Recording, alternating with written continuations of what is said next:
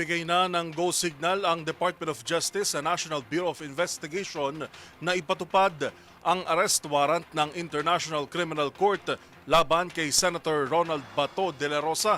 Alamin natin ang buong detalye mula kay Tina Nolasco.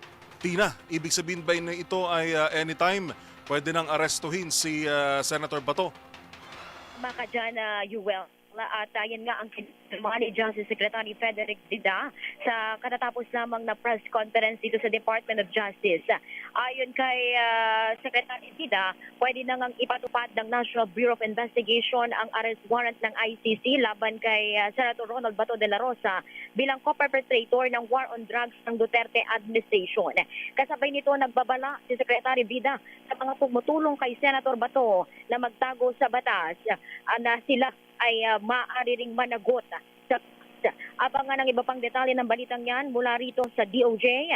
Ito si RH19 na Nolasco para sa DZRH, una sa Pilipinas, una sa Pilipino. Maraming salamat, Tina Nolasco.